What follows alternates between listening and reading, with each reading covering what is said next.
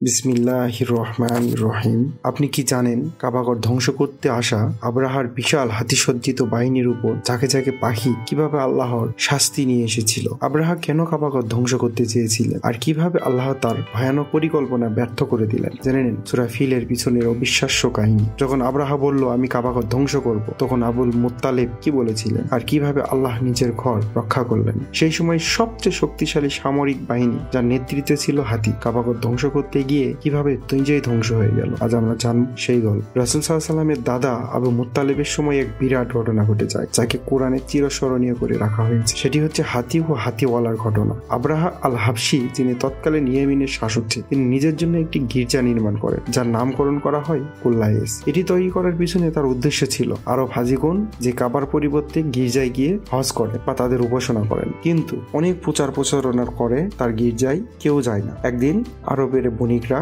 ব্যবসা বা বাণিজ্য করার জন্য তারা বিভিন্ন জায়গায় যেয়ে থাকেন। ইয়েমেনে যাওয়ার পরে তারা ভাবলো, একদল ব্যবসায়ী, যে আমরা তার গির্জায় যাব এবং দেখব সে কিভাবে তার গির্জা নির্মাণ করলো। তারা কৌতূহলবশত সেখানে ঘুরতে যায় এবং যাওয়ার পরে সেখানে বাথরুম করে প্রসাব পায়খানা করে আসে। এই ব্যাপারটি শোনার পরে রাজা প্রচন্ড রেগে যায় এবং সে কাবাগর ধ্বংস করার জন্য সবাইকে একত্রিত করে। এবং এই সংবাদ যখন আব্রাহা শুনতে পায় তার ঘরে মলমূত্র ত্যাগ করা হয়েছে, সে রাগান্বিত হন এবং এই বলে কসম করেন যে তিনি অবশ্যই কাবা ঘরে এসে ধ্বংস করবেন। অতঃপর তিনি আদেশ করেন হাতিওয়ালাদের তারা যেন প্রস্তুত নেই এবং হাতির সঙ্গে রওনা হন। আল্লাহ তাআলা ইরশাদ করেছেন, আলাম তারা কাইফা ফাআলা রাব্বুকা বিআসহাবিল ফিল আলাম ইয়াজআল কাইদাহুম ফি তাদলিল ওয়া আরসালা আলাইহিম তায়রুন আবাবিল তারমিহিম বিহিজারাতিন মিন সিজিল ফাজালাহুম কাসফিম মাহগুল। আপনি কি দেখেননি আপনার পালনকর্তা হস্তি বাহিনীর সাথে কিরূপ ব্যবহার করেছিলেন? হযরত আব্দুল মুত্তালিব ইয়েমেনের বাদশা আব্রাহা পবিত্র কাবা ঘরের প্রতি মানুষের আকর্ষণ লক্ষ্য করে হিংসায় বিভোর হয়ে কাবাঘর ধ্বংসের সিদ্ধান্ত নেন। হস্তি সাবার বাহিনী এক বিশাল সেনাদল নিয়ে এসে যখন কাবাঘরের কাছে পৌঁছায়, তখন আল্লাহ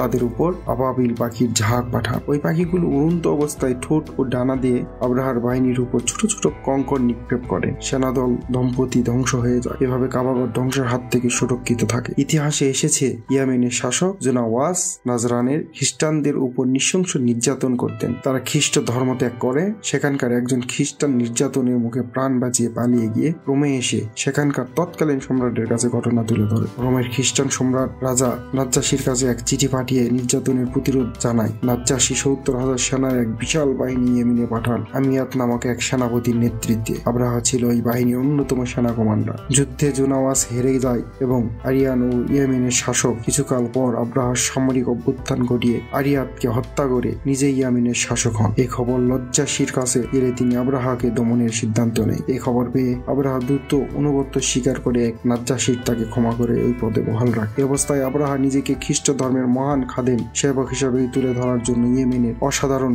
সুন্দর ও বড় ধরনের একটি গির্জা নির্মাণ করে। আব্রাহা কাবাঘরের দিকে না গিয়ে এই গির্জায় এসে ইবাদত করার উপাসনা করতে আরবদের প্রতি আহ্বান জানানোর সিদ্ধান্ত। এই গির্জাকে হজের কেন্দ্র হিসেবে গড়ে তুলতে চায়, যাতে জনগণ এখানে এসে এই গির্জার চারদিকে প্রদক্ষিণ করে। এই লক্ষ্যে আব্রাহা আরব দেশে অনেক প্রচারক পাঠায়, কিন্তু এত প্রচার ও প্রচারণা সত্ত্বেও আরবরা এই গির্জার প্রতি আকৃষ্ট হয় না এবং কাবাঘরে ত্যাগ করে এবং কাবাঘরও ত্যাগ করেন। এই অবস্থায় আব্রাহা কাবাঘর ধ্বংসের সিদ্ধান্ত নেয়। আর এই অনেক সেনা হাতিতে চড়ে অগ্রসর হন এবং মক্কার কাছে পৌঁছার পর ওই সেনারা মক্কার জনগণের সম্পদ লুটপাট করতে থাকেন। তারা মহানবী সাল্লাল্লাহু আলাইহি সাল্লামের দাদা আব্দুল মুত্তালিবের 200 উট কেড়ে নেয়। আব্রাহা মক্কার শীর্ষ সবচেয়ে সম্মানিত ব্যক্তির সঙ্গে মক্কার দখলের অভিযান ও কাবাঘরের উপর সম্ভাব্য হামলার প্রতিক্রিয়ার বিষয়ে কথা বলতে আগ্রহী হয়। লোকজন মহানবী সাল্লাল্লাহু আলাইহি সাল্লামের দাদা আবু মুত্তালিবের দিকে ইঙ্গিত করলে আব্রাহার প্রতিনিধি তাকে ডেকে আনে। আব্দুল মুত্তালিব চেহারায় ব্যক্তিত্বের ছাপ দেখে আব্রাহা দাঁড়িয়ে নম্রভাবে বলে, আপনার কি কিছু চাওয়ার আছে? আব্রাহার এই প্রশ্নের উত্তরে আব্দুল মুত্তালিব বলেছিলেন, আমার 200 উট আপনার সেনারা নিয়ে গেছেন, এগুলো আমাকে ফেরত দেওয়ার নির্দেশ দেন। আব্রাহা বলে উঠল,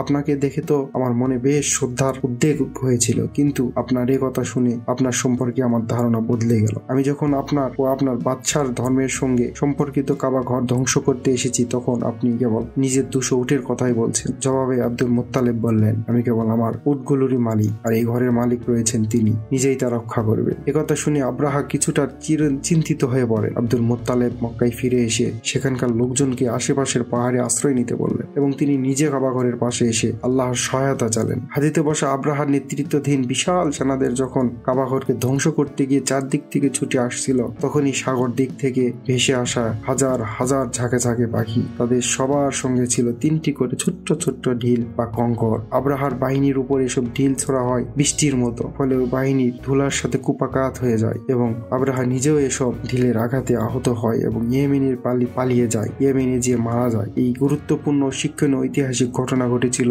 খ্রিস্টীয় 570 সালে। প্রসিদ্ধ বর্ণনা অনুযায়ী এই বছরই জন্মগ্রহণ করেন ত্রিভুবনের প্রিয় নবী হযরত মুহাম্মদ সাল্লাল্লাহু আলাইহি সাল্লাম। ওই বছরটিকে আরব দেশে বলা হতো হস্তি বছর বা আমুদ ফিল। জালিম ও ক্ষুধাদ্রোহী শক্তিগুলো যত বড় শক্তি আর লোকবলের অধিকারী হোক না কেন, মহান আল্লাহ অশেষ শক্তির কাছে তারা যেন অসহায় ও অক্ষয় এবং ক্ষুধাদ্রোহিতা ও খোদার বিরুদ্ধে যুদ্ধের পরিণামে নির্মূল হয়ে যেতে হবে, এই সতর্ক বার্তা তুলে ধরে সূরা ফিল। সেই যুগের সবচেয়ে বড় ভয়ানক সামরিক যান ছিল হাতি, অথচ ছোট্ট পাখি ঢিল দিয়েই মহান আল্লাহর হাতি সজ্জিত ক্ষমতা দম্মত্ত ও খোদাদ্রোহী শক্তিকে নির্মূল করেছেন। প্রিয় দর্শক, আজকের মতো ভিডিওটি এই পর্যন্তই। সামনের ভিডিও দেখার জন্য আপনাদের অনুরোধ করা হলো। আর আজকের ভিডিওটি যদি ভালো লেগে থাকে অবশ্যই চ্যানেলটি সাবস্ক্রাইব করতে ভুলবেন না। সবাই ভালো থাকবেন, সুস্থ থাকবেন। আল্লাহ হাফেজ।